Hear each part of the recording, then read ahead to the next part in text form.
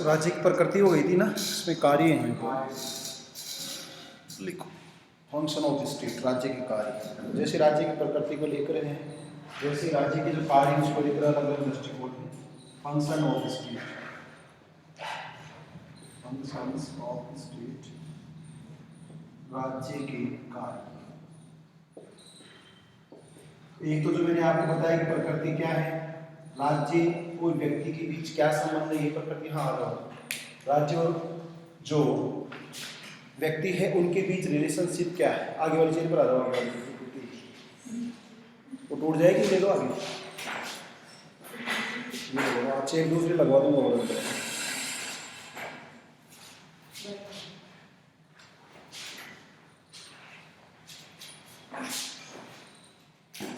राज्य और व्यक्ति के बीच क्या संबंध है, इसका मतलब है कि राज्य साध्य है या व्यक्ति साध्य है, इसको लेकर या दोनों में से राज्य को ज्यादा महत्व दिया जा रहा है, व्यक्ति को ज्यादा महत्व दिया जा रहा है, या समाज को ज्यादा महत्व दिया जा रहा है। तीन अवधारणाओं के बारे में चर्चा की। अब राज्य के कार्य, इसका मतलब राज्य के कार्य तय करते हैं कि राज्य की प्रकृति कैसी होती है। अलग अलग विचारधाराओं का मानना है कि राज्य क्या है, अच्छा है या बुरा है। आदर्शवाद है तो राज्य अच्छा है, और अराजकतावादी है तो उनका मानना है कि राज्य बुरा है। कुछ ऐसे हैं जो राज्य को सब कुछ मानते हैं, अच्छा तो होता ही है परंतु राज्य सब कुछ है। कुछ का ये मानना है कि राज्य होना ही नहीं चाहिए, राज्य जो है वो शोषण का यंत्र है और राज्य के कार्य उनकी प्रकृति से प्रभावित है। जो विचारधारा राज्य के कार्यों को अधिक बढ़ावा देती है, जो विचारधारा राज्य के कार्यों को कम बढ़ावा देती है, जो विचारधारा राज्य ही नहीं चाहती है, जो विचारधारा चाहती है कि राज्य कम से कम कार्य करे, कुछ विचारधारा चाहती है कि राज्य ज्यादा से ज्यादा कार्य करे। तो राज्य कौन से कार्य करे, व्यक्ति किसके लिए कार्य करेगा, सुनने में तो करता नहीं है कार्य। इसका मतलब वापस हम राज्य व्यक्ति की बात करते हैं कि राज्य और व्यक्ति में क्या संबंध है, यह कार्यों से तय हो रहा है। क्या राज्य व्यक्ति के लिए सारे कार्य करे, क्या राज्य व्यक्ति के लिए कार्य नहीं करे, या राज्य होना ही नहीं चाहिए, या राज्य होना तो चाहिए परंतु कम से कम कार्य करना चाहिए। राज्य होना चाहिए ज्यादा से ज्यादा कार्य करता हो। तो राज्य के कार्य, इसका मतलब व्यक्ति राज्य की क्या है, इकाई है, केंद्र बिंदु है। व्यक्ति के लिए राज्य क्या कार्य करता है, इसको लेकर बहुत सी अवधारणाएं हैं, जिन अवधारणाओं की अपनी अपनी मान्यता है। राज्य के बारे में मान्यताएं हैं, राज्य को अच्छा मानती है, राज्य को बुरा मानती है, राज्य को सामान्य मानती है, राज्य को शोषण का यंत्र मानती है, या राज्य होना ही नहीं चाहिए, या राज्य होना चाहिए, या समाज होना चाहिए। वो राज्य के कार्यों को निर्धारित करते हैं। लिखो इसमें आप राज्य के कार्य हेडिंग लिख लो, फंक्शन ऑफ स्टेट, राज्य के कार्य। इसमें लिखो राज्य के कार्यों का मुख्य आधार, राज्य के कार्यों का मुख्य आधार व्यक्ति होता है। अर्थात व्यक्ति और राज्य के बीच के संबंध, अर्थात व्यक्ति और राज्य के बीच के संबंध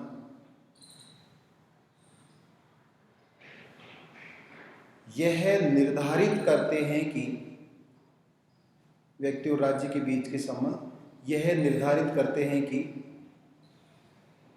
राज्य कौन से कार्य करेगा, राज्य कौन से कार्य करेगा या नहीं करेगा। हाँ बताओ बेटे वाले, फिर वो क्यों है 500 रुपये लेने।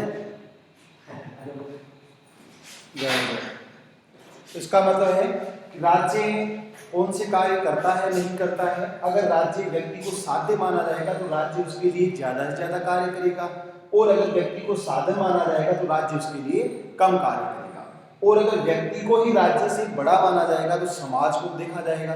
तो अलग अलग जो है व्यक्ति और राज्य के संबंध ये तय करेंगे कि राज्य कौन से कार्य करता है या नहीं करता है।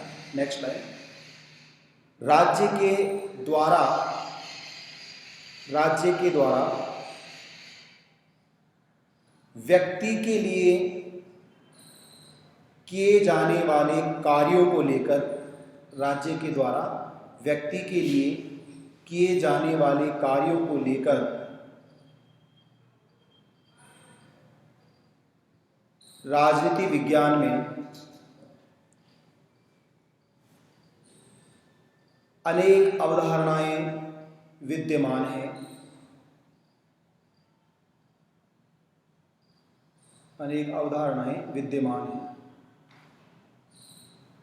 तो अभी कुछ विचारधाराएं हैं, कुछ मान्यताएं हैं और कुछ संकल्पनाएं हैं जिनका ये मानना है कि राज्य को व्यक्ति के लिए कौन कौन से कार्य करने चाहिए, जिनके बारे में हम जिक्र करेंगे। तो कौन से कार्य करें, जैसे मैंने पहले कहा कि आदर्शवादी विचारधारा में जब हम टी.एच. ग्रीन तक जाते हैं तो पहली बार टी.एच. ग्रीन है तो ये कहना चाह रहा है कि राज्य को कौन से कार्य करने चाहिए। अगर उसके हिस्टोरिकल बैकग्राउंड में जाएंगे तो प्लेटो का जिक्र करते हैं कि प्लेटो राज्य के लिए कौन से कार्य बताता है। प्लेटो ये कह रहा है कि राज्य का जो मालिक है वो फिलोसोफर किंग होना चाहिए और जो राज्य है उसका मुख्य कार्य न्याय और शिक्षा है। उसका ये मानना शिक्षा एजुकेशन दे, एजुकेशन के माध्यम से अच्छा राजा बनेगा और जब फिलोसोफर किंग बनेगा तो जस्टिस करेगा। तो इसका आदर्शवादी अवधारणा है। जब हम इसके आगे बढ़ते हैं और मार्क्सवाद तक पहुंचते हैं तो वो कह रहे हैं कि राज्य तो शोषण का यंत्र है, राज्य को व्यक्ति के लिए कोई कार्य नहीं करना चाहिए। उल्टा जब राज्य है तो राज्य कौन से कार्य करे, जो पूंजीपति वर्ग की संपत्ति है उसका विनाश करने का कार्य करे। इसका मतलब सर्वहारा की जो तानाशाही अवस्था मैंने बताई उस पांचवी अवस्था में राज्य होता है और यह राज्य पूंजीपतियों के अवशेषों को नष्ट करता है, इसलिए कि ताकि एक वर्ग का अंत हो जाए और सब लोग एक ही वर्ग के बच्चे जिसे सर्वहारा वर्ग कहते हैं। तो इसका मतलब कार्ल मार्क्स ऐसे तो राज्य विहीन व्यवस्था का समर्थन कर रहा है, परंतु सर्वहारा की तानाशाही अवस्था 6 अवस्थाओं में 5वीं अवस्था ऐसी है जहां कार्ल मार्क्स ये कह रहा है कि राज्य होता है और यह राज्य वह सब कार्य करता है जो समाजवादी राज्य कार्य करता है। इसका मतलब शिक्षा का कार्य भी करेगा, परिवार लोगों को पेंशन देने का कार्य भी करेगा, नौकरी देने का कार्य भी करेगा और विशेष रूप से जो असमानता है, जो विषमता है, उस विषमता को दूर करने का या उसका अंत करने का कार्य भी राज्य करेगा। सर्वाधिकारवादी अवधारणा में जाति को कह रहा है राज्य ही सब कुछ करेगा, राज्य के बिना कोई कुछ भी नहीं करेगा, राज्य नंबर 1 पर है। तो सबसे पहले 1 नंबर लगाकर लिखो सर्वाधिकारी राज्य के कार्य। सर्वाधिकारी राज्य के कार्य पहला राज्य है इस विचारधारा के अनुसार, जिसको सर्वाधिकारीवाद कहते हैं, अथॉरिटेरियन आइडियोलॉजी को कहा जाता है। सर्वाधिकारवादी राज्य के कार्य, इसमें लिखो ऐसा राज्य जो राज्य और समाज के बीच, ऐसा राज्य जो राज्य और समाज के बीच के अंतर को समाप्त करने का समर्थन करता है। ऐसा राज्य जो राज्य और समाज के बीच के अंतर को समाप्त करने का समर्थन करता है।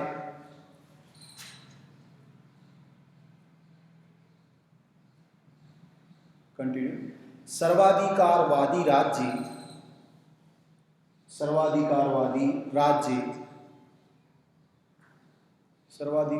राज्य निजी कार्यों और सार्वजनिक कार्यों में अंतर को स्वीकार नहीं करता है। निजी कार्यों और सार्वजनिक कार्यों में अंतर को स्वीकार नहीं करता है।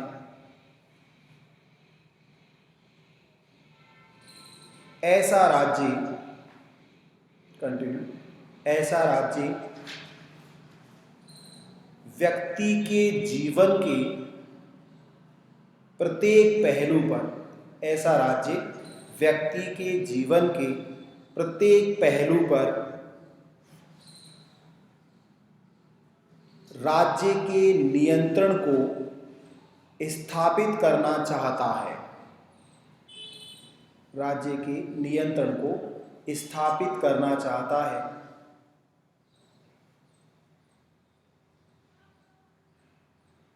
अर्थात व्यक्ति कैसे कपड़े पहनता है, अर्थात व्यक्ति कैसे कपड़े पहनता है, प्रश्नवाचक चिन्ह, किस तरह का भोजन करता है, किस तरह का भोजन करता है और कौन सी किताबें पढ़ता है और कौन सी किताबें पढ़ता है।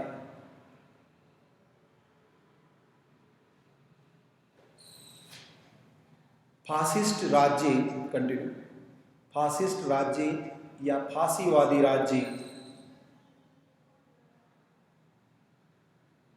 नाजीवादी राज्य, नाजीवादी राज्य,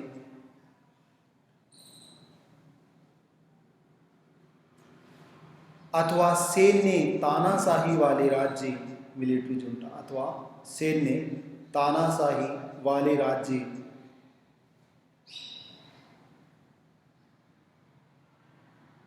सर्वाधिकारीवादी राज्य होते हैं, सर्वाधिकारीवादी राज्य होते हैं।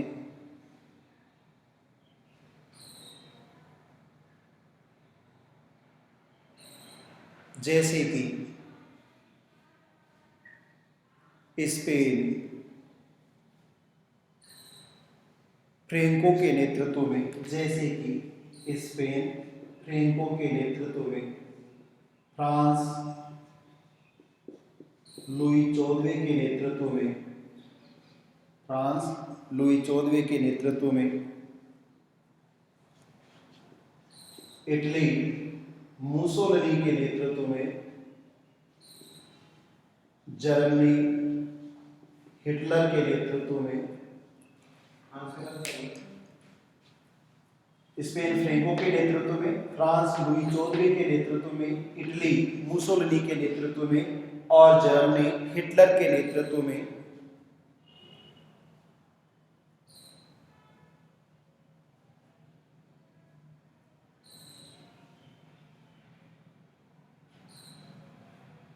ऐसे ही राज्य रहे हैं, यानी सर्वाधिकारवादी राज्य, ऐसे ही राज्य रहे हैं।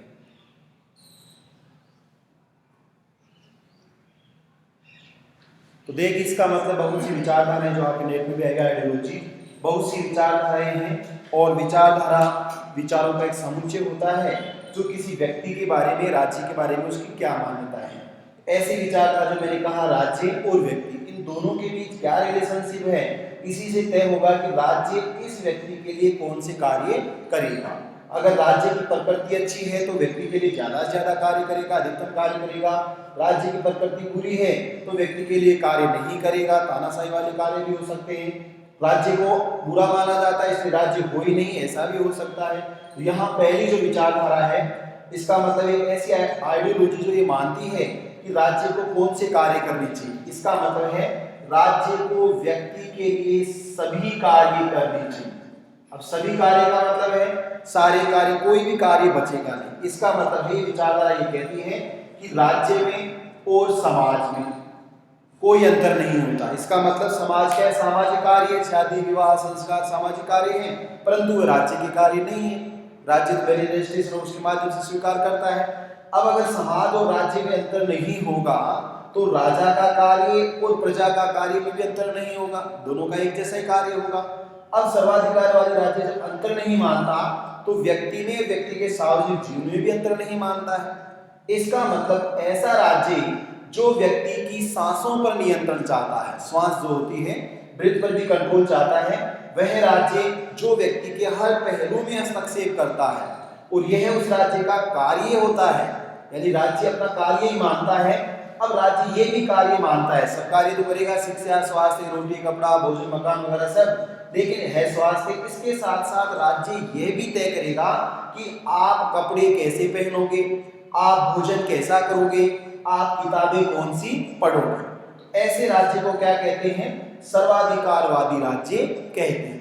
इस राज्य के लक्षण इन राज्यों में जरूर मिलते हैं। फ्रेंको के नेतृत्व में स्पेन में पूरा सर्वाधिकारवादी राज्य था।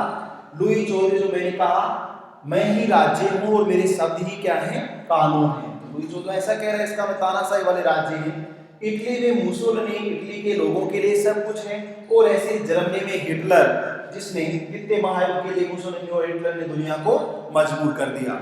इसलिए जो कहा जाता है कि जर्मनी में हवाओं का रुख भी हिटलर से पूछ कर तय होता था कि किस दिशा में हमें गमन करना है। इस बात का प्रतीक है कि व्यक्ति के जीवन के प्रत्येक भाग पर किसका नियंत्रण होता है? राज्य का।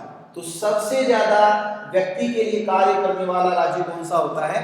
सर्वाधिकारवादी राज्य। इसको अथॉरिटेरियन स्टेट कहते हैं, टोटलिटेरियन स्टेट कहते हैं, कि जो सभी कार्य करना अपना अधिकार मानता है, आपका अधिकार नहीं है, राज्य का अधिकार है। ऐसे सर्वाधिकारवादी राज्य के लक्षण आज भी दुनिया के सभी देशों में आंशिक रूप से हमें देखने को मिलते हैं। जैसे हम अमेरिका की बात करें तो गोरे लोगों का समर्थन करना, ब्रिटेन के लोगों की बात करें तो ईसाइयों का समर्थन करना, पाकिस्तान की बात करें तो मुसलमानों का समर्थन करना, भारत के लोगों की बात करें तो हिंदुओं का अधिक समर्थन करना, या हिंदू शैली का अधिकतम समर्थन करना, या मंदिरों का अधिकतम समर्थन करना। तो भारत का राज्य भी कई बार ऐसे सर्वाधिकारवादी कार्य करता है कि जैसे क्राइम होते हैं या दुष्कर्म बढ़ते हैं तो स्टेट का मिनिस्टर या स्टेट ये कहता है कि बालिकाओं को ऐसे कपड़े, जींस या टी शर्ट नहीं पहनने चाहिए थे। ये सर्वाधिकारवादी राज्य की अवधारणा है। आप हिजाब पहनोगे या नहीं पहनोगे ये राज्य तय करेगा। इसका मतलब कपड़ों का रंग कैसा होगा तो राज्य इंटरफेयर करता है। कई बार जब राज्य ऐसा कार्य करता है तो वह सर्वाधिकारवादी राज्य की भूमिका में चला जाता है कि मां शाकाहारी बनो, खाना भोजन करना उदारवादी राज्य के अनुसार व्यक्ति की स्वतंत्रता है कि वह क्या भोजन करता है। राज्य थोड़े ना तय करेगा कि रोटी खाएगा, ब्रेड खाएगा, मांस खाएगा या क्या खाएगा नहीं खाएगा, ये तय नहीं कर सकता। ये राज्य तो तय करता है पहले से। इसका मतलब जब चीन में भी माओ के द्वारा क्रांति की गई तो उसने तय किया। अभी भी नॉर्थ कोरिया जो मैं आपको उदाहरण दे रहा था कि ये कहना कि आप बालों की हेयर स्टाइल कैसे रखोगे ये स्टेट तय करता है। तो किसके लक्षण है उसमें? अथॉरिटेरियन स्टेट के लक्षण है कि आप ऐसा नहीं कर सकते, आप 11 बजे के बाद बाहर नहीं जाओगे। ये सर्वाधिकारवादी राज्य ऐसा कर सकता है। तो ऐसे दुनिया में पूरी दृष्टि से ऐसा कोई राज्य नहीं, लेकिन जितने भी राज्य हैं उनमें आंशिक रूप से ऐसे स्टेट के लक्षण पाए जाते हैं।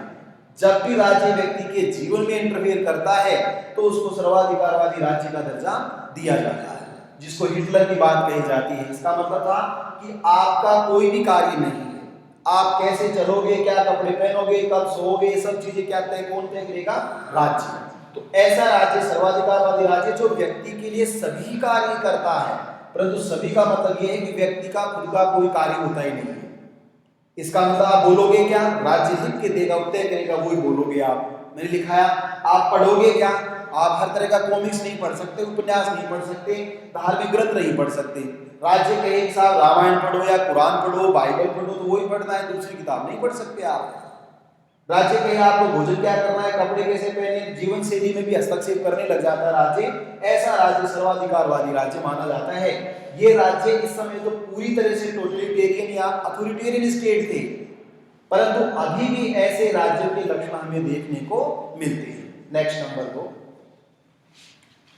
अराजकतावादी राज्य, अनार्किज्म। अराजकतावादी राज्य के कार्य, अराजकतावादी राज्य के कार्य, अनार्किक स्टेट इसको कहा जाता है। लिखो इसमें, अराजकतावादियों की मान्यता है कि, अराजकतावादियों की मान्यता है कि राज्य एक अनावश्यक बुराई है। अंडरलाइन कर दें इसको, राज्य एक अनावश्यक बुराई है।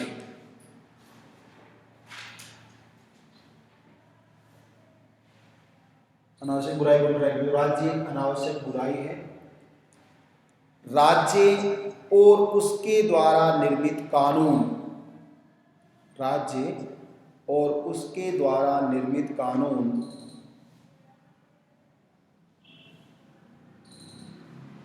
मानवीयता के गुणों का विनाश कर देते हैं। राज्य और उसके द्वारा निर्मित कानून मानवीयता या मानवता के गुणों का विनाश कर देते हैं। राज्य किसी भी कीमत पर व्यक्ति का हित करने वाली संस्था नहीं है। राज्य किसी भी कीमत पर व्यक्ति का हित करने वाली संस्था नहीं है।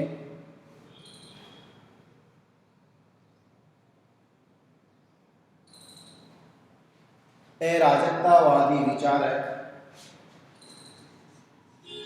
पीटर क्रोपाटकिन, रूस का विचारक, अराजकतावादी विचारक पीटर क्रोपाटकिन की मान्यता है कि पीटर क्रोपाटकिन, अराजकतावादी विचारक पीटर क्रोपाटकिन की मान्यता है कि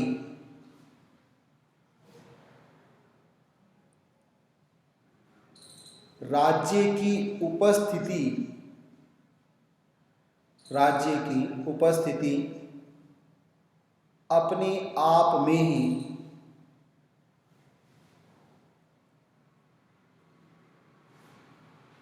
व्यर्थ होने का प्रतीक है। व्यर्थ यानी बेकार, व्यर्थ होने का प्रतीक है।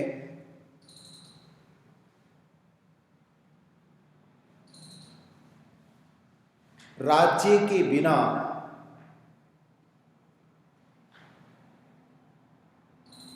समाज संपूर्ण व्यवस्था का संचालन कर सकता है। राज्य के बिना समाज संपूर्ण व्यवस्था का संचालन कर सकता है।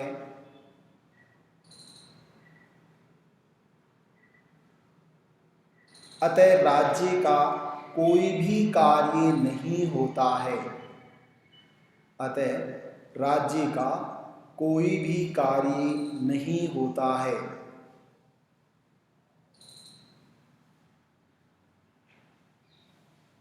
इसका मतलब है कि जो अराजकतावादी विचारधारा है, इसका नाम क्या है? अराजकता, अनार्किया होता है। ये कहना है अराजकतावादी विचारकों का कि राज्य एक क्या है? अनावश्यक, एक आवश्यक बुराई है। व्यक्तिवादी, नकारात्मक व्यक्तिवादी जो है, उदारवादी, वे मानते हैं कि राज्य जरूरी है, परंतु राज्य बुरा है क्योंकि वो लोगों के इंटरफेयर करता है, इसलिए तो बुरा है। परंतु उसके बिना लोग काम नहीं चला सकते, राज्य के बिना अराजकता हो जाएगी, अव्यवस्था हो जाएगी, इसलिए राज्य जरूरी है। परंतु यह उससे अलग है। जैसे मान लो मार्क्सवादी विचारधारा की मान्यता है कि राज्य नहीं होना चाहिए, अराजकतावादियों की मान्यता है राज्य नहीं होना चाहिए। परंतु इसका मतलब ये नहीं है कि अराजकतावादी और मार्क्सवादी एक दूसरे के समर्थक हैं, ऐसा नहीं होना चाहिए। ये भी कह रहे हैं कि राज्य क्या है? बुरा होता है, और मार्क्सवादी भी कह रहे हैं कि राज्य बुरा होता है।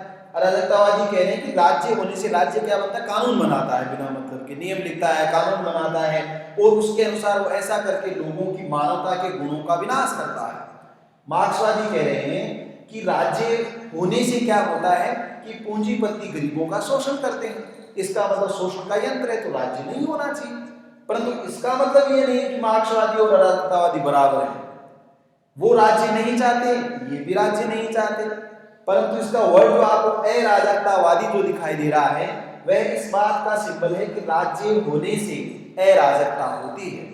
तो राज्य की बुराई नहीं है, ऐसी बुराई है जिसकी हमें कोई जरूरत ही नहीं है। तो राज्य नहीं होना चाहिए। क्यों नहीं होना चाहिए? क्योंकि राज्य होने से या राज्य के उपलब्ध होने से ये कि राज्य होना नहीं चाहिए, व्यर्थ है। इसलिए अराजकतावादी ये कह रहे हैं विचारक कि राज्य होना अपने आप में बुरा है, इसलिए राज्य नहीं होना चाहिए। जब राज्य नहीं होगा तो व्यक्ति के लिए कार्य कौन करेगा? व्यक्ति के लिए समाज कार्य करेगा, स्वैच्छिक संगठन कार्य करेंगे, तो राज्य होगा ही नहीं।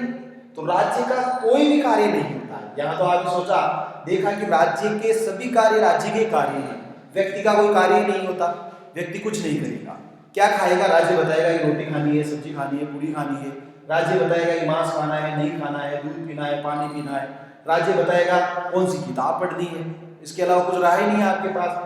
परंतु अराजकतावादी कह रहे राज्य कुछ नहीं बताएगा। जब राज्य बताता है तो राज्य बुरा होता है, क्योंकि व्यक्ति में मानवता के गुण होते हैं, दया है, करुणा है, प्रेम है, साहस है, इसलिए व्यक्ति राज्य के बिना भी थे। जब समझौतावादी में चलेंगे तो अलग मुद्दा हो जाएगा।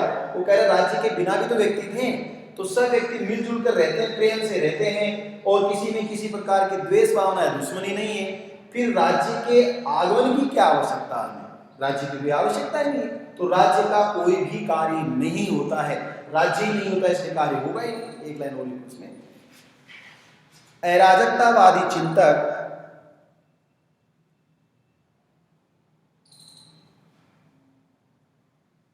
राज्य विहीन व्यवस्था का समर्थन करते हैं। अराजकतावादी विचारक राज्य विहीन व्यवस्था का समर्थन करते हैं,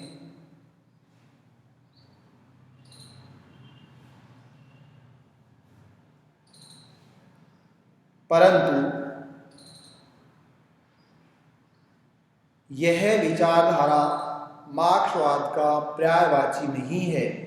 परंतु यह विचारधारा मार्क्सवाद का पर्याय नहीं है, पर्यायवाची नहीं है।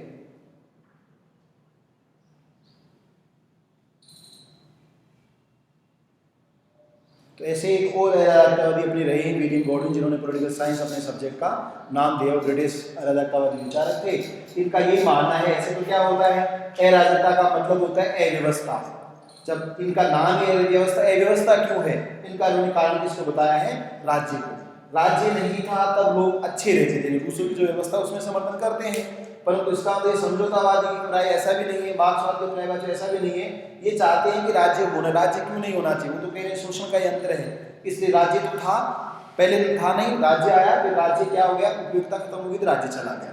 ये कह रहे हैं कि राज्य अनावश्यक, कोई जरूरत ही नहीं थी राज्य की, ना तो पहले जरूरत थी, ना आज जरूरत है, ना आगे जरूरत है। क्यों? क्योंकि राज्य कानून बनाता है, कानून बनाने से जो आदमी में मानवता का गुण होता है भला करने का, वो भला नहीं करता। ये उदाहरण देते हैं कि मान लीजिए विकासशील देशों में या कुछ देशों में अगर किसी व्यक्ति का सड़क दुर्घटना हो जाती है व्यक्ति के साथ, तो इस दुर्घटना के बाद घायल व्यक्ति को अगर व्यक्ति हॉस्पिटल पहुंचाता है, कोई दूसरा व्यक्ति, तो राज्य नाम की संस्था पुलिस के माध्यम से उसको परेशान करती है, और परेशान करती है इसलिए वो व्यक्ति दूसरी बार ऐसे घायल व्यक्ति को सहायता नहीं करता है, ऐसे घायल व्यक्ति की। मान लीजिए झगड़ा हो गया और राज्य आपको ले जाता है, आपने झगड़ा नहीं किया लेकिन आप झगड़े के प्रत्यक्षदर्शी थे, हो सकता है वो झगड़े को रुकवा देता, राजीनामा करा देता, परंतु राज्य ने आपको गवाह बनाया, और अब राज्य कहता है कि 2 तारीख को आना, 5 तारीख को आना, 10 तारीख को आना, बार बार कोर्ट आना, तो फिर व्यक्ति गवाही देने से मना कर देता है। व्यक्ति ऐसे मानवता के गुण, राज्य को लगता है कि करप्शन किया किसी व्यक्ति ने, तो राज्य करप्शन को क्या करता है, बढ़ावा देता है। तो जो व्यक्ति पैसा देना नहीं चाहता वो भी अब ये सोचता है कि जब सब कुछ पैसे से ही हो रहा है तो मैं भी पैसे दूंगा, करप्शन को बढ़ावा मिलेगा। इसका मतलब है अराजकतावादी, उनका अलग, सबका अलग अलग चिंतन है, सोचना सबका विचार अलग है। तो ये कह रहे हैं कि ये जो सब बुराइयां आपको दिखाई देती हैं ये राज्य के कारण ऐसा हुआ है। अगर राज्य नहीं होता तो ये बुराइयां नहीं होती। राज्य तो कर रहा है सारे काम, पेपर आउट करना या चोरी करना, परीक्षाएं कराना, सही ढंग से नहीं कराना, फर्जी डिग्रियां बांटना, मान्यताएं देना, ये सब कौन करता है, राज्य करता है। ऐसा तो आदमी यही मान है, मान लीजिए किसी कॉलेज को आपने हवा में मान्यता दे दी, आपने दी, राज्य आपको डिग्री दे देता है, डिग्री का कोई वैलिडिटी नहीं है। फर्जी यूनिवर्सिटी भी तो होती है, फर्जी जनरल भी होते हैं, फर्जी नौकरियां भी होती हैं। तो ये कह रहा है कि ये जो गलत चीजें हैं राज्य में, जो क्राइम है, व्यक्ति स्वभाव से क्राइम नहीं करता है, उसका ये मानना है। व्यक्ति क्राइम इसलिए करता है क्योंकि कानून बनाया गया, इसका मतलब इनका ये कहना है कानून बना, उसको पता है कि कानून बना दिया, अगर मैं क्राइम करूंगा तो मेरा क्या होगा, कुछ नहीं होगा। अगर उसको ऐसा लगता है अगर कानून से हो जाता तो उसमें मानवता के गुणों का विकास करते। इसलिए कलाम साहब ने लिखा है कि बच्चों को जन्म से सिखाना पड़ता है अच्छा और बुरा क्या है, महिला और बालक बालिका में क्या अंतर है, और भलाई और बुराई में क्या अंतर है, सद्गुण और अवगुण में क्या अंतर है, ये तो आपने सिखाया नहीं। आपने कानून बना दिया कि बच्चों का शोषण करोगे तो ये सजा मिलेगी, 18 साल से पोक्सो एक्ट के तहत, आप बड़ों का शोषण करोगे तो ये सजा मिलेगी, आगे क्लास सबूत पाए जाएंगे ये सजा मिलेगी, और उन सब तमाम तरह की व्यवस्थाओं से व्यक्ति बचकर निकल जाता है। ये कह रहा है हर अपराधी को दंड नहीं मिलता है और पनिशमेंट नहीं मिलता, इसलिए ये व्यवस्था नहीं है, ये अराजकता की व्यवस्था है कि इतना सब कुछ कानून और व्यवस्था बनाने के बाद भी रोजाना क्राइम होते हैं, हत्याएं होती हैं, लूट होती है, करप्शन होता है, लोग मारे जाते हैं, दुर्घटनाएं होती हैं, रोक लो उनको। तो ये जो रेल दुर्घटना हुई, जो रेप हुआ, जो चोरी हुई, जो कुछ भी हुआ, हत्या हुई, नरसंहार हुआ, इसके लिए राज्य जिम्मेदार है। राज्य तो आपको पता है राज्य मान ही नहीं रहा है कि मैं जिम्मेदार हूँ। तो रेट का मामला है, इतना उन्होंने हवा दे रखी है, तो राज्य तो मान ही नहीं रहा ना, पर चोरी हो गई तो रद्द कर दिया, कोई बात नहीं। पर अराजकतावादी जो ये अराजकता है, मान लो बीजेपी के लोग आए या कांग्रेस के लोग आए, वो विधानसभा घेराव करना चाहते हैं, तो पुलिस पानी की बौछार कर रही है, लॉ एंड ऑर्डर डिस्टर्ब हुआ ना। अराजकता क्या है? कोई किसी का कहना नहीं मानेगी तो अराजकता है। उनको कहा कि आगे मत आओ, आ तो रहे हैं। फिर राज्य की पुलिस और कानून का क्या मतलब है? अब आकर तो हमने रोक रखा है, विधानसभा के अंदर ही तो नहीं घुसने दिया, और तो व्यवस्था थी सारी। ये अराजकतावादियों की मान्यता है। इसलिए कह रहे राज्य का कोई काम नहीं, क्योंकि राज्य काम का ही नहीं है, इनका ये मानना। नेक्स्ट नंबर 3 पर लिखो, समझौतावादी राज्य। समझौतावादी राज्य के कार्य, फंक्शन ऑफ कॉन्ट्रैक्टलिस्ट स्टेट, समझौतावादी राज्य के कार्य। अब देखो समझौतावादी विचारकों में एक तो विचारक, भारतीय विचारक की बात करें, कौटिल्य का नाम आता है, ये आपको ध्यान रखना है कि उन्होंने आंशिक रूप से राज्य उत्पत्ति के देवी सिद्धांत का आंशिक रूप से, परंतु कौटिल्य ये कहता है कि लोगों ने लोगों से समझौता किया और समझौते में तय हुआ कि आप मुझे टैक्स दोगे और मैं आपको बदले में सुरक्षा दूंगा। प्रजारंजन संस्कृत में बोलते हैं, तो give me tax I will give security. आप मुझे टैक्स दोगे तो मैं आपको सुरक्षा दूंगा, अगर आप मुझे टैक्स नहीं दोगे तो मैं आपको सुरक्षा नहीं दूंगा। तो आपके जीवन की मैं क्या कर रहा हूं? ये समझौता कर रहा हूं। राजा ने प्रजा से समझौता किया और ये कहा कि राजा को आप टैक्स दोगे, बदले में राजा आपकी जीवन की सुरक्षा करेगा। ये समझौता हुआ, इसलिए राज्य आया। दूसरा, पश्चिमी दुनिया में हम बात करते हैं तो हॉब्स है, लॉक है और रूसो है। 3 विचारकों को समझौतावादी विचारक कहा जाता है। जब कौटिल्य ने बात कही तो 3वीं शताब्दी ईसा पूर्व की बात थी। जब इन्होंने कहा तो 2000 लगभग 1900-2000 सालों के बाद कहा। इनकी बात को ज्यादा तवज्जो दी गई। ये इतिहास का और स्कॉलर्स की खुद की कवि और एक नजरिया है, पश्चिमी दुनिया को ज्यादा महत्व देना। तो हॉब्स, लॉक और रूसो क्या कह रहे हैं कि समझौते से राज्य आया।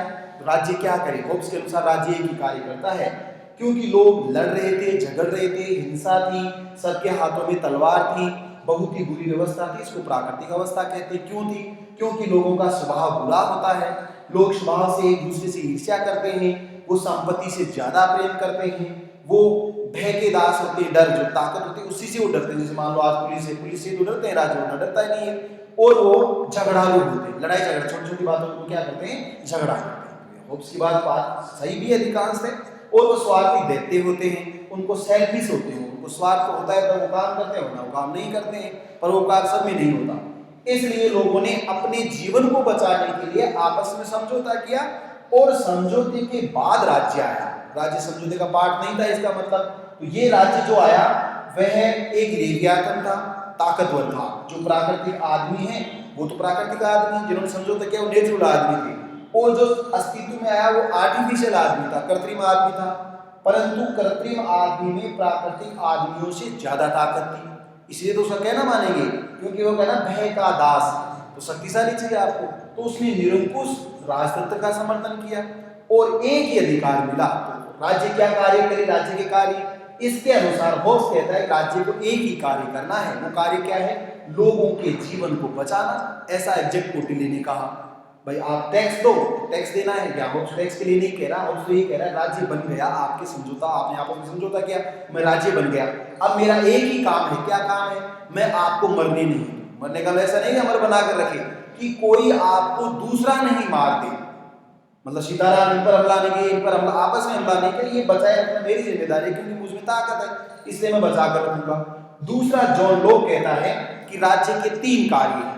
जो अधिकार है, लोगों के 3 अधिकार है। जीवन का अधिकार हॉब्स ने भी दिया है, फिर कह रहा है संपत्ति का अधिकार, और तीसरा है स्वतंत्रता का अधिकार। तो राज्य क्या करे? राज्य लोगों के जीवन को बचाए, राज्य लोगों को स्वतंत्रता का अधिकार दे, राज्य लोगों की संपत्ति की भी रक्षा करे, और राज्य अगर विवाद होता है तो न्याय भी करेंगे, कार्य भी वो कहता है। तो आपको मिला कि 3 कार्य 4 कार्य मान सकते हैं, इनके बारे में कहता है। रूसो कह रहा है कि राज्य को आपने सामान्य इच्छा से सर्जित किया है, तो आप सभी की इच्छा है, राज्य आ गया तो राज्य वो सब कार्य करे जो आप चाहते हैं, इसका सभी कार्य करे राज्य। तो राज्य एक तरह से तो वो कह रहा है कि आपने कहा सामान्य, इसलिए वो प्रत्यक्ष प्रजातंत्र का समर्थन करता है, तो सभी कार्य करे, लोकतंत्र आ गया। दूसरा, वो लेवियाथन से भी ज्यादा खतरनाक निरंकुश राज्य का समर्थन करता है, क्योंकि लेवियाथन में या हॉब्स ने एक अधिकार दिया, जीवन का अधिकार, परंतु रूसो ये कह रहा है, रूसो की सोशल कॉन्ट्रैक्ट 1762 में जो चित्र बना उसमें सिर नहीं है। इसका मतलब ऐसा लेवियाथन जिसका सिर काट दिया गया, सिर से क्या होती पहचान होती है बॉडी की, तो तो सिर काट दोगे तो पहचानोगे कैसे? कोई पहचान नहीं सकता बॉडी को। तो इसलिए वो कह रहा है कि वो रूसों का जो राज्य है वो प्रत्यक्ष प्रजातंत्र वाला राज्य नहीं, सब कुछ कार्य करने वाला ऐसा भी राज्य है जो कुछ ही कार्य नहीं करे आपके लिए, या वो सर्वाधिकारवादी जैसा राज्य भी है, वो सब कार्य कर सकता है क्योंकि आपने कहा था, तो आपकी इच्छा का परिणाम है। तो ऐसा कोई नहीं, आप कह रहे कोई कार्य है, तो या तो आपने कुछ नहीं कहा या आपने ये कहा कि सब कुछ कार्य राज्य करे। तो वह लोकतांत्रिक राज्य भी था, कम से कम कार्य करने वाला, और वो सारे कार्य करने वाला राज्य भी था, इसलिए वह समझौतावादी राज्य की कार्य। लिखो इसमें, भारतीय चिंतन परंपरा में, भारतीय चिंतन परंपरा में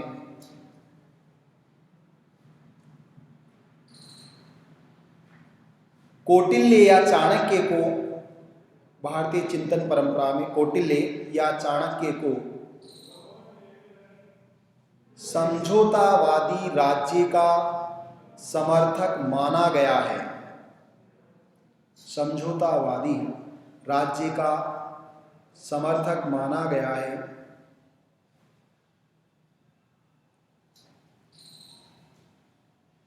कौटिल्य के अनुसार राज्य, कौटिल्य के अनुसार राज्य प्रजा से टैक्स लेता है या कर लेता है, प्रजा से टैक्स लेता है और बदले में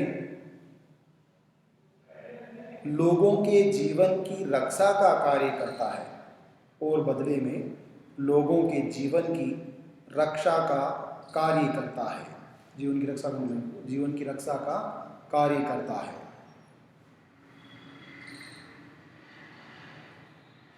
कंटिन्यू। पश्चिमी दुनिया में, पश्चिमी दुनिया में हॉब्स, लॉक और रूसो को, थॉमस हॉब्स, जॉन लॉक और जी रूसो, हॉब्स, जॉन लॉक या लॉक और रूसो को समझौतावादी राज्य का जनक माना जाता है। समझौतावादी राज्य का जनक या पिता, जनक माना जाता है।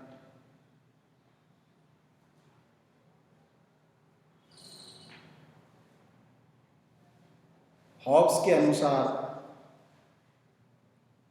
राज्य लोगों के जीवन को बचाने का कार्य करता है। हॉब्स के अनुसार राज्य लोगों के जीवन को बचाने का कार्य करता है।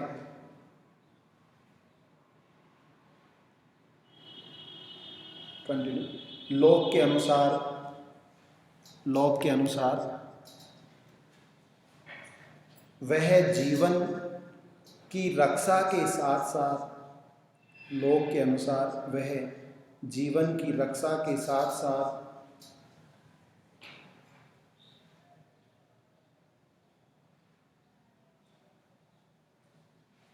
संपत्ति की रक्षा, संपत्ति की रक्षा, व्यक्ति की स्वतंत्रता की रक्षा, व्यक्ति की स्वतंत्रता की रक्षा और न्याय करने का कार्य भी करता है, न्याय करने का कार्य भी करता है।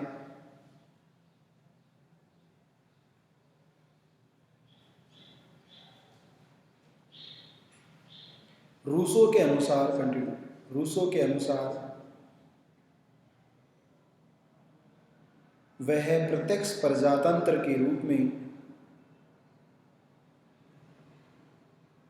प्रत्यक्ष प्रजातंत्र के रूप में लोगों के लिए अधिकांश कार्य करता है, लोगों के लिए अधिकांश कार्य करता है, जबकि निरंकुश राजतंत्र के रूप में, जबकि निरंकुश राजतंत्र के रूप में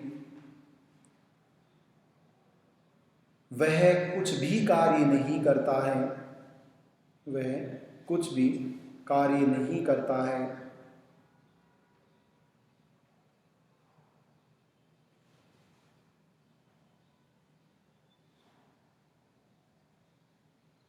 देखो इसका मतलब है कि समझौतावादी विचारक ये मान रहे हैं कि राज्य व्यक्ति के लिए थोड़े से कार्य करता है, दूसरों को अगर छोड़ दिया जाए तो ये कह रहे जीवन बचाने का काम करता है, संपत्ति की सुरक्षा का काम करता है, न्याय करने का काम करता है, कोई व्यक्ति की स्वतंत्रता के अधिकार की रक्षा का काम करता है। ये कार्य राज्य के द्वारा किए जाते हैं, इसलिए ऐसे राज्य को समझौतावादी राज्य के कार्य कहा जाता है। नेक्स्ट नंबर 4 पर है उपयोगितावादी राज्य के कार्य। उपयोगितावादी यूटिलिटेरियन स्टेट, उपयोगितावादी राज्य के कार्य, उपयोगितावादी राज्य के कार्य।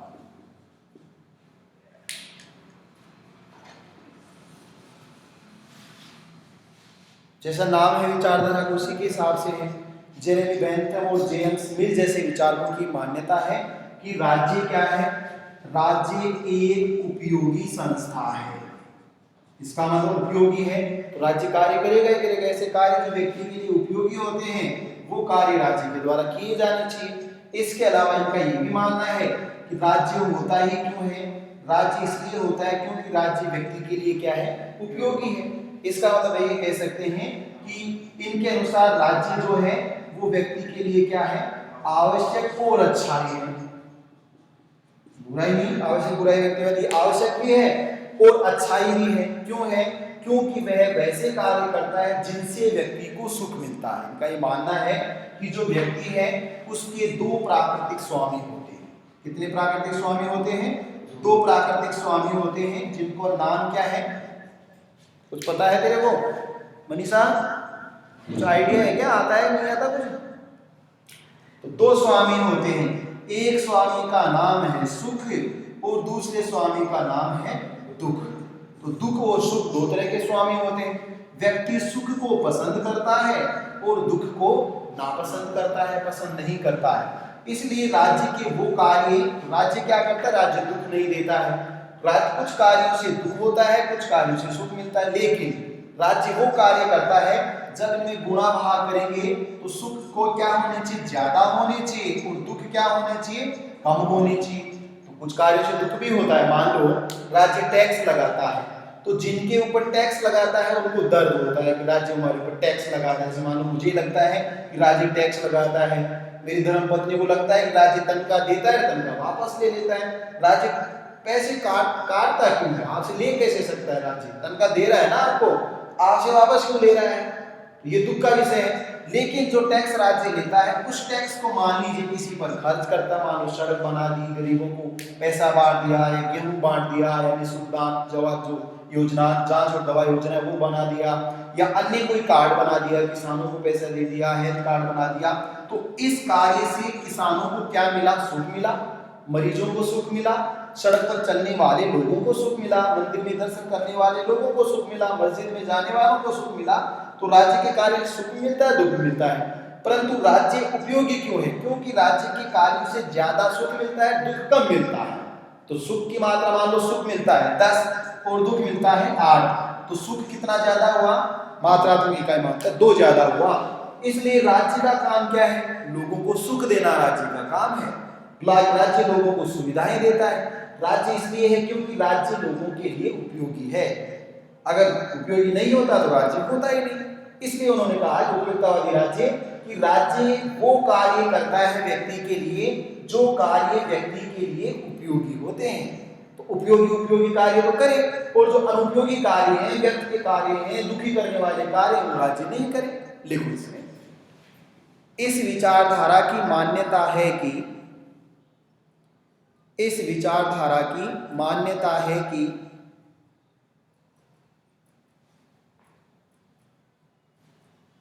राज्य व्यक्ति के लिए एक उपयोगी संस्थान है। राज्य व्यक्ति के लिए एक उपयोगी संस्थान है।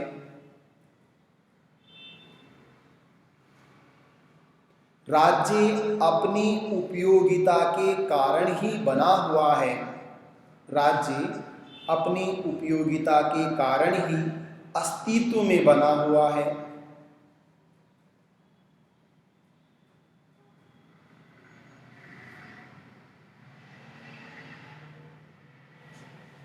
जेम्स मिल और जेरेमी बेंथम जैसे, जेम्स मिल और जेरेमी बेंथम जैसे,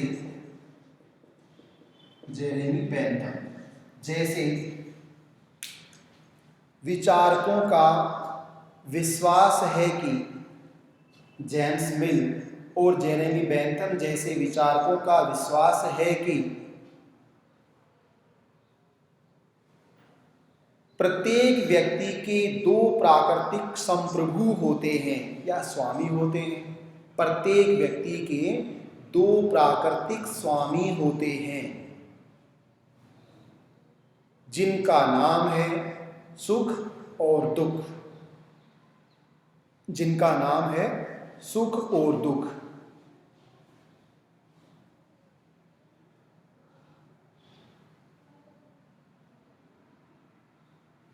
राज्य के द्वारा व्यक्ति के लिए वे कार्य किए जाते हैं, राज्य के द्वारा व्यक्ति के लिए वे कार्य किए जाते हैं जिन कार्यों से, वे कार्य किए जाते हैं जिन कार्यों से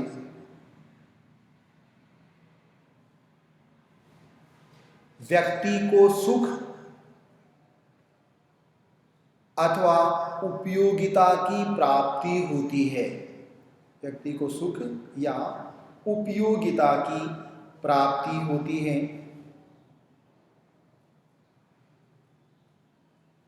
अर्थात उपयोगितावादियों के अनुसार, अर्थात उपयोगितावादियों के अनुसार राज्य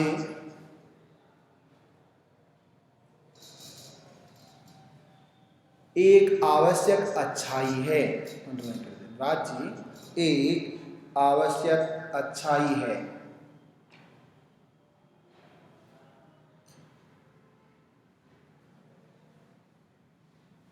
तो ये उपयोगितावादियों की मान्यता है कि राज्य के द्वारा व्यक्ति के लिए कौन से कार्य किए जाएं, जिन कार्यों से व्यक्ति को उपयोगिता मिलती है, सुख मिलता है, वो सब कार्य राज्य को करने चाहिए और वो कार्य राज्य को नहीं करने चाहिए। तो कार्य करने भी चाहिए, नहीं करने चाहिए, दोनों बात बता रहा है। तो सुख देने वाले कार्य करने चाहिए, दुख देने वाले कार्य नहीं करने चाहिए। आरंभिक चिंतकों का मानना किसमें, जेएस मिल ने किया था, जेएस मिल ने किया, उसमें सुखवाद जो उदाहरण उसको चेंज कर दिया। तो इसलिए जेएस मिल है ना उदारवादियों में आ गया, वो इसमें नहीं आएगा।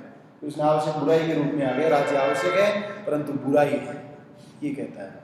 नेक्स्ट देखो, मार्क्सवादी राज्य के कार्य, नंबर 5, मार्क्सवादी राज्य के कार्य।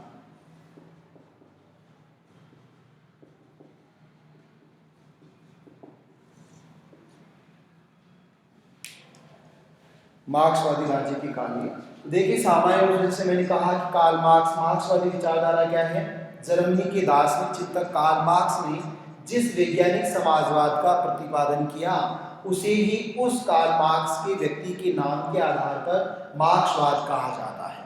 मार्क्सवादी विचारधारा या कार्ल मार्क्स की मान्यता है कि राज्य क्या है, व्यक्ति के शोषण का संयंत्र है, एक्सप्लॉइटेशन वाला, equipment of exploitation of human है। अगर शोषण का संयंत्र है, इसका मतलब क्या है, राज्य एक बुराई है, ये मान लिया गया शोषण का यंत्र बुरा है, ये बुराई नहीं होनी चाहिए, इसका अंत होना चाहिए। परंतु राज्य के बारे में कार्ल मार्क्स ने जब वैज्ञानिक समाजवाद को डिफाइन किया तो ऐतिहासिक भौतिकवाद की 6 अवस्थाएं बताई। कितनी अवस्थाएं बताई हैं? 6 अवस्थाएं। 6 में से जो 5वीं अवस्था होती है उस अवस्था को कहते हैं सर्वहारा की अवस्था। एग्जैक्ट उसका नाम है सर्वहारा की तानाशाही व्यवस्था। इसका मतलब डिक्टेटरशिप ऑफ प्रोलेट क्लास है, सर्वहारा की तानाशाही। इस अवस्था में तो पहली अवस्था जो आदिम अवस्था है उसमें राज्य नहीं रहता, और अंतिम अवस्था है वो आधुनिक साम्यवाद की अवस्था है, उसमें भी राज्य नहीं रहता। 4 अवस्थाओं में राज्य रहता है। तो पूंजीवाद को यही कह रहा है कि खुद पूंजीवाद में पूंजीवाद के विनाश होने के बीज विद्यमान थे, जैसे कि वाद प्रतिवाद और संवाद की प्रक्रिया होती है। गेहूं की जो बालियां हैं उनमें खुद में ही गेहूं का दाना ऐसा है कि उन बालियों का क्या हो जाता है, विनाश हो जाता है। इसलिए वो कह रहा है कि पूंजीवाद में खुद के इतने दुश्मन हो जाएंगे जो पूंजीपतियों को पसंद नहीं करेंगे और वो उनके खिलाफ क्रांति कर देंगे, परिवर्तन होगा। ऐसी अवस्था, पांच व्यवस्था सर्वहारा की तानाशाही व्यवस्था होगी। इस अवस्था में राज्य होगा, ये आपको ध्यान रखना है। कॉन्सेप्ट का आधार क्या है, अवधारणात्मक, कि मार्क्स के अनुसार, मार्क्स को कहता है राज्य होना ही नहीं चाहिए। धर्म विहीन अवस्था, वर्ग विहीन अवस्था और राज्य विहीन अवस्था। वर्ग होते हैं तभी राज्य आता है। राज्य की उत्पत्ति या जन्म का कारण है क्लास। जब दो वर्ग होंगे, एक वर्ग पूंजीपति पैसे वाला होगा, दूसरा गरीब होगा। गरीब वर्ग के कारण राज्य नहीं है, पूंजीपति या अमीर वर्ग के कारण राज्य का अस्तित्व है, वो जन्म लेता है, विकसित होता है। और जब तक गरीब और अमीर रहेंगे तब तक राज्य रहेगा। इस अवस्था में गरीब भी रहता है और अमीर भी रहता है।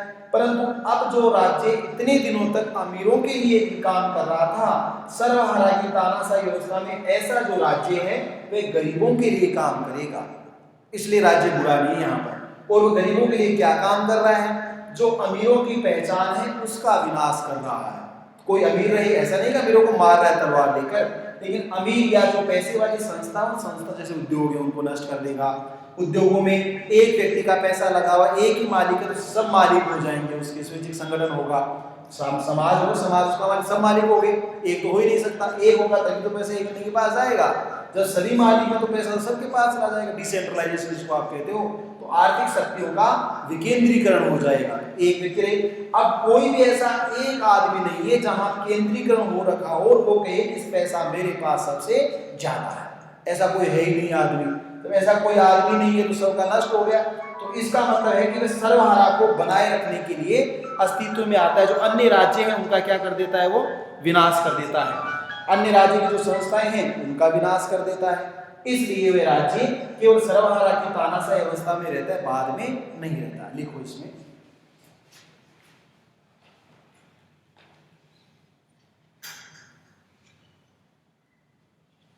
समाजवाद का एक विशिष्ट प्रकार है वैज्ञानिक समाजवाद। समाजवाद का एक विशिष्ट प्रकार है वैज्ञानिक समाजवाद।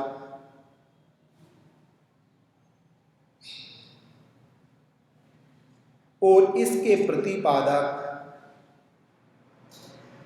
जर्मन विचारक कार्ल मार्क्स थे।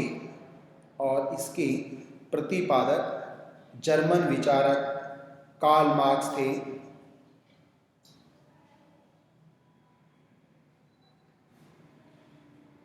मार्क्स के अनुसार राज्य गरीबों के शोषण का उपकरण है। मार्क्स के अनुसार राज्य गरीबों के शोषण का उपकरण है।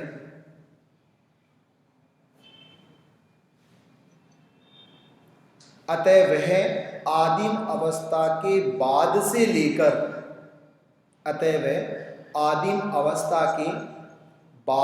लेकर पूंजीवादी अवस्था तक, आदिम अवस्था के बाद से लेकर पूंजीवादी अवस्था तक गरीबों के शोषण का कार्य करता है। पूंजीवादी अवस्था तक गरीबों के शोषण का कार्य करता है। लेकिन इसके बाद की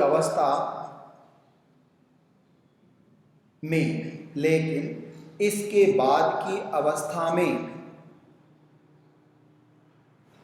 जिसे सर्वहारा की तानाशाही अवस्था कहते हैं, जिसे सर्वहारा की तानाशाही अवस्था कहते हैं, उसके अंतर्गत वह गरीबों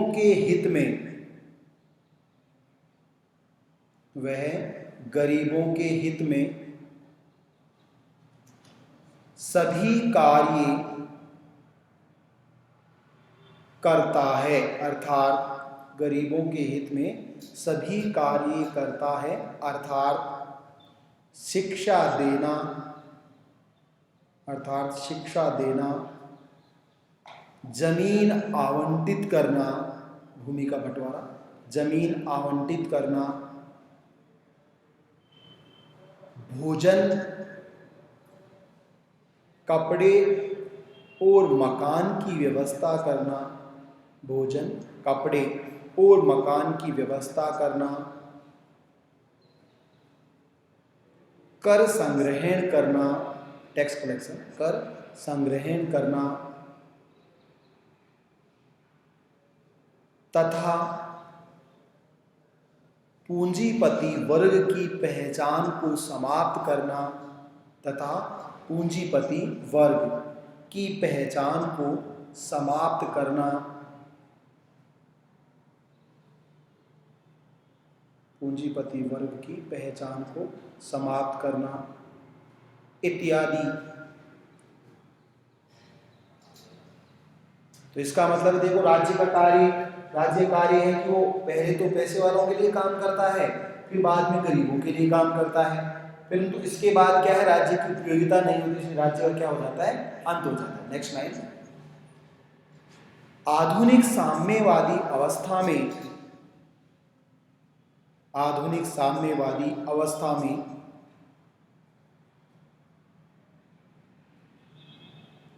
केवल एक ही वर्ग शेष रहता है। आधुनिक साम्यवादी अवस्था में केवल एक ही वर्ग शेष रहता है,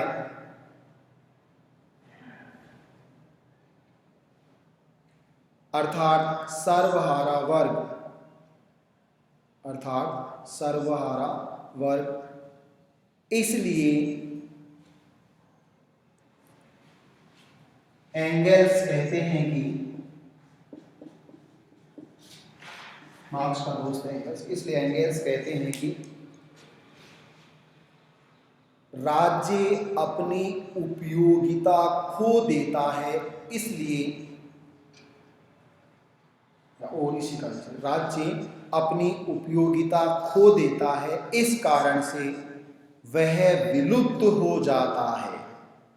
इसलिए एंगल्स कहते हैं कि राज्य अपनी उपयोगिता खो देता है, इस कारण से राज्य विलुप्त हो जाता है। यह वक्त ने 2-3 बार ध्यान रखना है एंगल्स। तो इसका मतलब है कि कार्ल मार्क्स के अनुसार राज्य किस लिए आया, वर्ग था, वर्गों के अस्तित्व के कारण राज्य आया।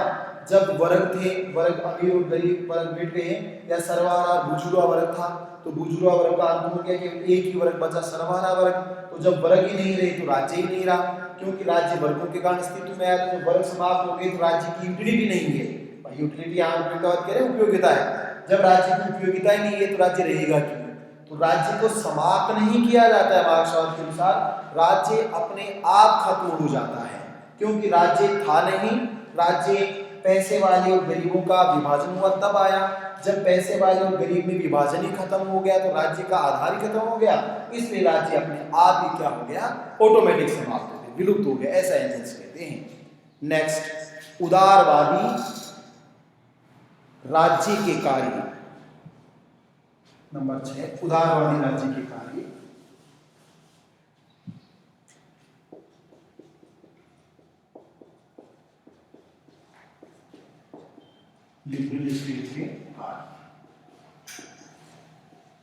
देखो, उदारवाद जैसा नाम आपको दिखाई दे रहा है, वे व्यक्ति में ज्यादा विश्वास करता है।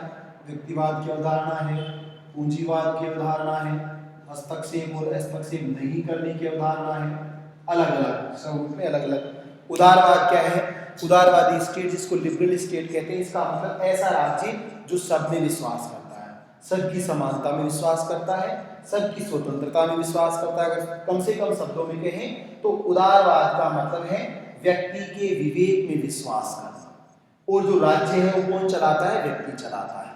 इसके अलग अलग नकारात्मक उदारवादियों का अलग मान्यता है, सकारात्मक उदारवादियों की थोड़ी सी अलग मान्यता है। सकारात्मक उदारवादी कहते हैं कि राज्य वेलफेयर स्टेट के रूप में कार्य करेगा, ज्यादा से ज्यादा कार्य करेगा। वहाँ उपयुक्तवादी कहें अधिकतम लोगों का अधिकतम हित होगा, लेकिन यहाँ अधिकतम लोगों का कुछ लोगों का भी तो हो सकता है, अधिकतम की अवधारणा स्वीकार नहीं है।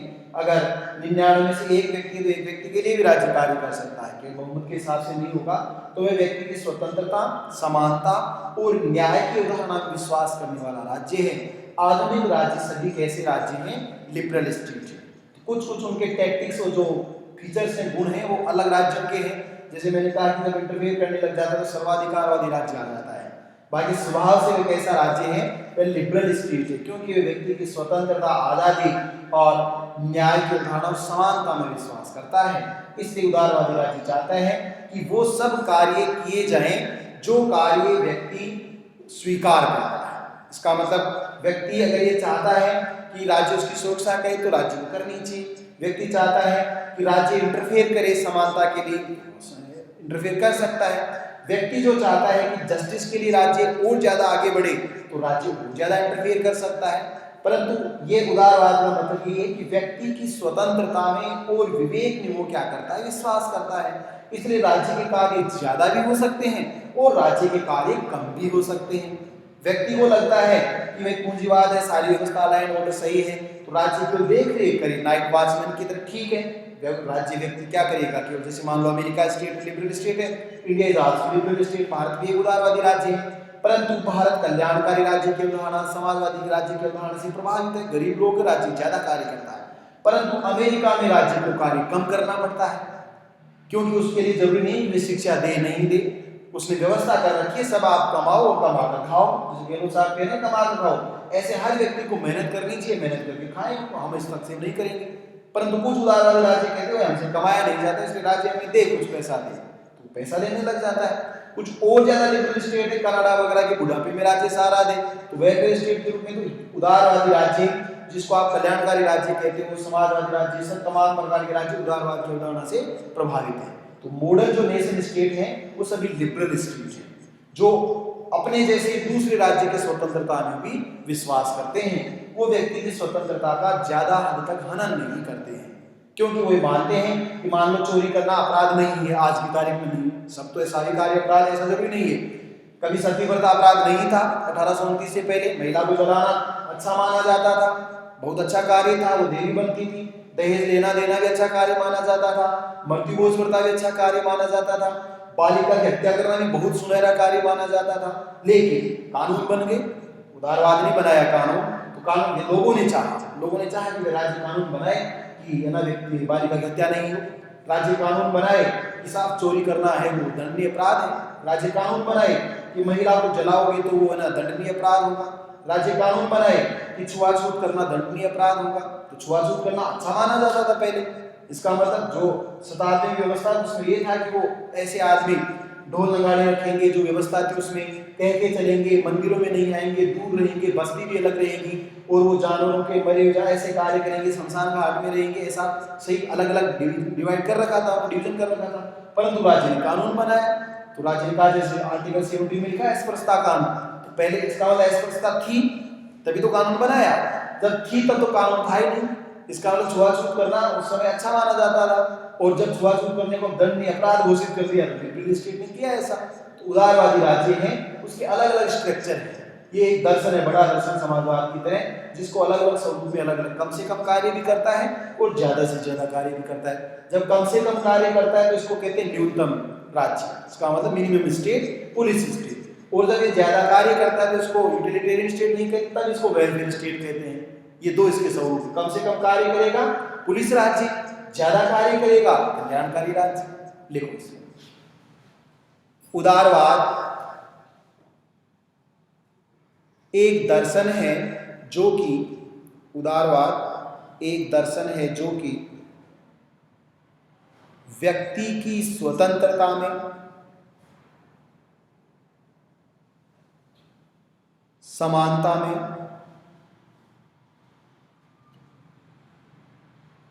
विवेक और बुद्धि में पूर्णतया विश्वास करता है,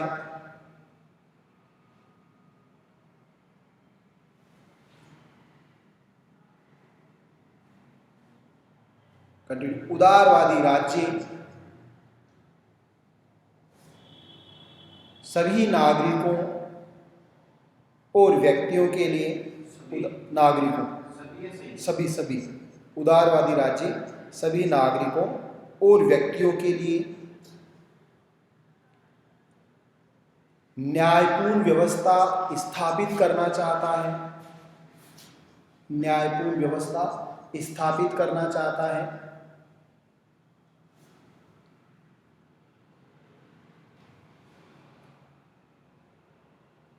जब उदारवादी राज्य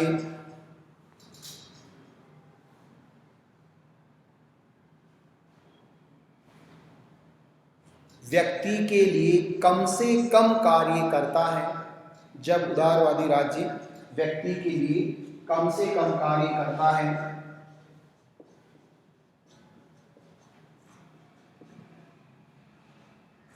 तो उसका स्वरूप पुलिस राज्य होता है, तो उसका स्वरूप पुलिस राज्य होता है। और जब उदारवादी राज्य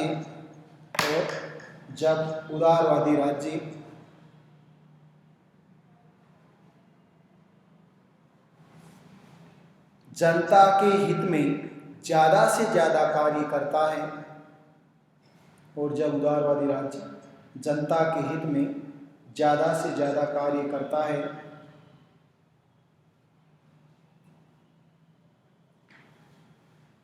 तो उसे कल्याणकारी राज्य कहा जाता है।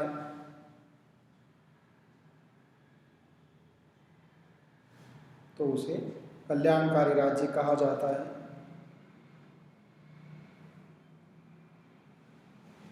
आधुनिक राष्ट्र राज्य उदारवादी राज्य हैं।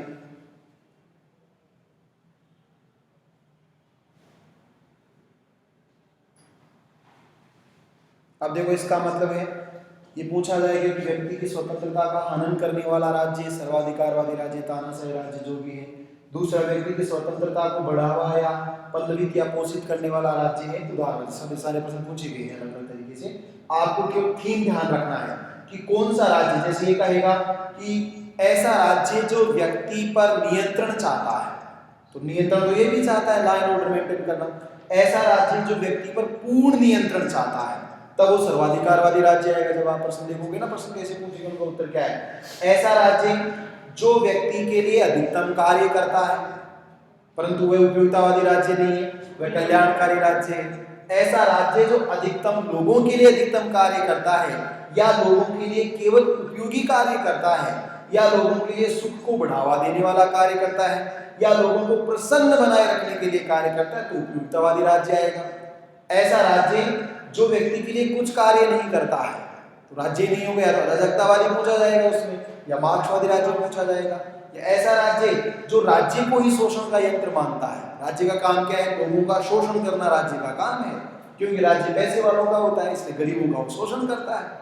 आधुनिक राज्य की कुछ प्रकृतियां देखने को मिलती हैं, ऐसी प्रकृतियां जहाँ पैसे वालों को न्याय मिल जाता है। मैंने कहा व्यक्ति की स्वतंत्रता, किसकी स्वतंत्रता, जो पैसे वाले हैं उनको तो स्वतंत्रता है, और जो बिल्कुल गरीब है उनको भी स्वतंत्रता है।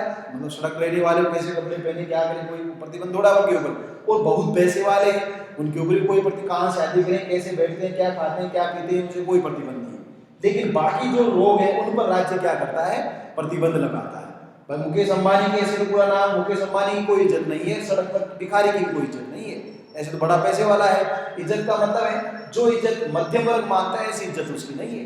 कि कोर्ट में जाना उसको कोई बुरी बात नहीं है, जेल में जाना उसके लिए कोई बुरी बात नहीं है, शराब का सेवन करना उसके लिए चाय की तरह कोई बुरी बात नहीं है। ऐसे ही भिखारियों पर आ जाए आप, जेल में जाना कोई बुरी बात नहीं है, शराब पीना उनके लिए कोई बुरी बात नहीं है, चोरी करना जाना जो राज्य है ठीक है डील किया जैसा जो भी है कोई बुरी बात नहीं है। ऐसा व्यापारी वैसा ही करता है। व्यापारी के लिए कोई झूठ बोलना क्या है, भाई व्यापार में झूठ बोल रहे हैं ना, तो जो धंधे कर रहे हैं झूठ बोल रहे हैं, कसम खा रहे हैं, ऐसे तो करते हैं, सोगन खा रहे, ये कर लिया वो। आपने पूछा कभी सच बता दो कितने की आई, भाई गाड़ी बेच रहा है तो वो बता देगा कि महिंद्रा वाला कितनी गाड़ी है, भाई 4 लाख में बनी है गाड़ी, तो बेच तो 15 लाख में रहा है भाई, ऐसे कैसे, कभी नहीं बताएगा। इसके काल मार्क्स कर, इन दोनों पर कुछ है ही नहीं, क्योंकि दोनों ट्रेड करते हैं। ट्रेडिंग जो करता है, नीचे भीख मांगने वाला भी ठीक, आपने कहा ठीक है नहीं नहीं भाग यहाँ से, गालियाँ निकालो और क्या करोगे, ठीक है कोई बात नहीं, वो भी आपको निकाल दे, कोई दिक्कत नहीं, सुन लेगा और क्या होगा। दोनों पर नहीं, इसलिए उदारवादी राज्य है वो दोनों तरह के कार्य करता है। तो लिबरल स्टेट तब कार्य करता है, मिनिमम तो मैंने बताया कि कुछ राज्यों में जैसे जेएसमिल वगैरह ने कहा कि लेसेस फेयर, व्यक्ति को खुला छोड़ दो, कम से कम हस्तक्षेप करो, आप हस्तक्षेप मत करो। आपको मतलब नहीं है व्यक्ति क्या खा रहा है, क्या पी रहा है, क्या कमा रहा है, वो कमा रहा है तो खा लेगा, नहीं कमाएगा तो मर जाएगा, उन्होंने ये कहा। आप तो ये ध्यान रखो कि उसको कोई दूसरा मारे नहीं। दूसरा मान लो मैंने कमाया और मैं रोटी कमा कर 2 रोटी लाया, मेरी 2 रोटी को छीन के ले गया, ये तो पुलिस राज्य का काम है, वो इस रोटी नहीं छीनने दे वो। परंतु मान लीजिए मैं कमा नहीं सकता, फिर मुझे 2 रोटी दी, ये किसका है, ये कल्याणकारी राज्य है। गेहूं बांटे ना 1 रुपए किलो या फिर ये कल्याणकारी राज्य रोटी दी, ये रोटी नहीं देता है। इतना ध्यान रखता है कि आपने कमाया, रोटी मिल गई तो रोटी वो छीनने नहीं देगा। दौड़ प्रतियोगिता है तो दौड़ के लिए सबके लिए ग्राउंड बना दिया, एथलेटिक्स बना दिया, राउंड बढ़िया कर दिया, अब आप दौड़ो। अब आपको साथ रोटी नहीं खाई थी, 3 दिन से रोटी नहीं खाई, जूते नहीं मेरे पास दौड़ने के लिए, या ड्रेस नहीं है, या मेरे को पता नहीं है, या तैयारी नहीं की है, कोच नहीं था, ये इसको मुझे कोई मतलब नहीं, पुलिस स्टेट को कोई मतलब नहीं, ये मैदान है, इसमें दौड़ लो आप। अगर आप दौड़ लेते हो मिल्खा सिंह की तरह, भले कितनी परिस्थितियां हैं, तो राज्य आपको आसमान पर पहुंचा देगा। जैसे ओलंपिक में चला गया मान लो कोई, यहाँ हमारे राजस्थान में शिलो कॉलेज की लड़की थी जो क्या नाम है उसका, जो पैरा ओलंपिक में है, वो जीत गई अवनी लखेरा, तो राज्य ने उसको आसमान पर पहुंचा दिया, वरना कोई उसको पूछे नहीं, घुसने नहीं यहाँ पर। यहाँ आइए साहब रैंप नहीं है, क्या करें रैंप नहीं, भाग यहाँ से। तो राज्य ऐसा है, पुलिस स्टेट इतना ही है, वो ठीक है रैंप क्या करें, रैंप बनाए तेरे लिए यहाँ आने के लिए, उतरने के लिए रैंप बनाए, व्यवस्था करें राज्य, कोई राज्य खिलाने के लिए राज्य को खिलाए, राज्य का क्या खिलाएंगे, तो हमारा काम है खिलाना, खेलो अपने पैसे से खेलिए। वो पहुंच गई तो राज्य पूरे राज्य या विश्वविद्यालय कह रहे साहब हमारी स्टूडेंट वेबसाइट पर लगा दिए, सारे काम कर दिए राज्य। तो राज्य ऐसे दोनों जो लिबरल स्टेट है इस दोनों तरीके से वो कार्य करता है, श्रेय भी ले लेता है और श्रेय देता भी नहीं है। इसका ये काम है, जब जरूरत होती है तो राज्य देता नहीं है, जब देता है तो कल्याणकारी राज्य है, और जब जरूरत नहीं है तो आपको राज्य का क्रेडिट भी ले लेता है कि मेरा राज्य कल्याणकारी राज्य है। क्रेडिट ले लिया यूनिवर्सिटी साहब, हमारे जो बालिका है स्टूडेंट वो अंतरराष्ट्रीय खेल कराइए साहब, ओलंपिक पैरा ओलंपिक जो अपन लोगों की खेल है उनमें गोल्ड मेडल जीत कराइए, नाम कमा लिया राज्य। ऐसे नाम कमा देना वहां नीरज चोपड़ा जीता या जो जीता, राज्य काम तो करे नहीं उसमें राज्य ने, और राज्य ऐसा कर सकता है राज्य। इसलिए वो लिबरल स्टेट अलग तरीके से स्वतंत्रता समानता न्याय के लिए राज्य क्या करता है, राज्य को लगा कि इनको आरक्षण देना है, राज्य ने आरक्षण दे दिया, राज्य को लगा रोकना है रोक दिया, राज्य को लगा गरीबों को दे दिया, अलग अलग आधार पर, सामाजिक आधार पर दिया, आर्थिक आधार पर दिया, फिर है ना और राजनीतिक अलग अलग स्वरूपों के आधार पर राज्य ने दिया। शुरू में ऐसा नहीं था, जैसा राज्य आपको दिख रहा है इस यहाँ से शुरू होती, इसकी रेंज है कम से कम रेंज यहाँ से शुरू होती है और मैक्सिमम रेंज इसकी यहाँ होती है। तो ये कर सकता है, आपको कुछ नहीं मिलेगा ऐसा कह सकता है, और ये राज्य कह सकता है आपको हम देंगे सब, आप पीछे रह गए तो जूते भी देते पहनने के लिए, दौड़ने के लिए तैयारी भी करा देंगे, रिमेडियल क्लासेस होती है ना, इंग्लिश की क्लास लगाएंगे, फ्री कोचिंग भी लगा सकता है राज्य। जब ऐसा काम करता था तो कल्याणकारी राज्य है। तो इन दोनों कैटेगरी में चलता है, इसमें लिबरल स्टेट के जो कार्य हैं वो कम से कम कार्य भी राज्य के हैं और अधिकतम कार्य भी राज्य के हैं। जब भलाई के लिए, हित के लिए, समानता के लिए हिसाब समानता होनी चाहिए, आर्टिकल 44 कह रहा है, अनुच्छेद 14 से 18 तक कह रहा है नियोजन में समानता होनी चाहिए। फिर समानता ये भी होनी चाहिए, आपको तो 50% चाहिए, मुझे 40 ही चाहिए। अब आपके तो साहब ऐसा कैसे कर रहा है राज्य, तब राज्य कहाँ आ गया, पुलिस राज्य से वेलफेयर स्टेट पर आ गया कि आप तो 50% ला सकते हो, सारी सुविधाएं हैं आपके पास, चंद्रचूड़ कह रहा है, और मेरे पास कुछ नहीं है, इसलिए राज्य ऐसा करेगा तो वो समानता का उल्लंघन नहीं है। ऐसे स्वतंत्रता कर सकता है साहब, महिलाओं को तो 33% आरक्षण देंगे, आपको तो क्यों दोगे भाई, किस बात की कुर्सी में दोगे आप, पंचायत राज व्यवस्था में तो दे रखा है, पुलिस में दे रखा है, अन्य कोई फोर्स बलों में दे दिया या 50% दे दिया, तो राज्य पहले पुलिस राज्य था, नहीं लेंगे बालिकाओं को हम सीडीएस में नहीं लेंगे, तब तक पुलिस स्टेट था आजादी से लेकर अब तक। अब जैसे ही लगा इसको न्यायपालिका ने कहा कि दो इनको 50% दो को उठा, हालांकि फिर प्रैक्टिकल लेवल पर अलग समस्या है, परंतु दिया तो कल्याणकारी राज्य आ गया साहब, मिलिट्री स्कूल में बालिकाएं पढ़ेंगी और सेनाओं में भी बालिकाओं को 50% हिस्सा दिया जाएगा। ऐसे ही अध्यक्ष सरपंच बनने के लिए, वार्ड मेंबर बनने के लिए, अन्य जो प्रधान है प्रधान परिषद पर आरक्षण दिया गया है, महिलाओं को भी आरक्षण दिया गया है, तो वो आरक्षण दिया गया कल्याणकारी राज्य है। इसलिए उदारवादी राज्य कम से कम कार्य भी करता है और अधिकतर कार्य भी उदारवादी राज्य के द्वारा किए जाते हैं। ये राज्य के जो अलग अलग स्वरूप में दर्शन है उसके हिसाब से राज्य कार्य करता है। नेक्स्ट, नारीवादी राज्य, फेमिनिस्ट स्टेट।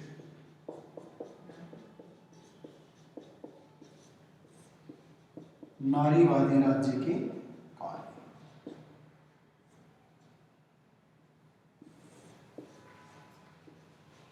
इसका मतलब ऐसा राज्य जो महिलाओं को तवज्जो देता है या स्थान देता है।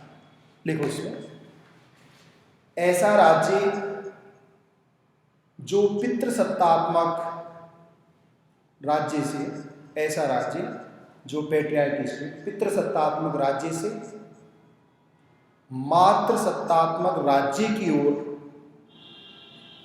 पितृसत्तात्मक राज्य से मातृसत्तात्मक राज्य की ओर आगे बढ़ता है।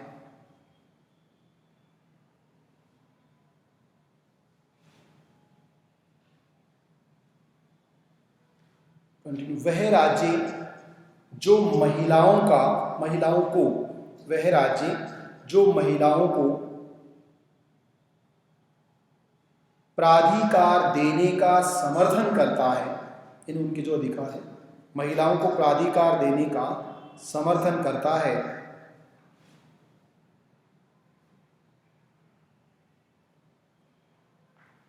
ऐसा राज्य नारीवादी राज्य के नाम से जाना जाता है।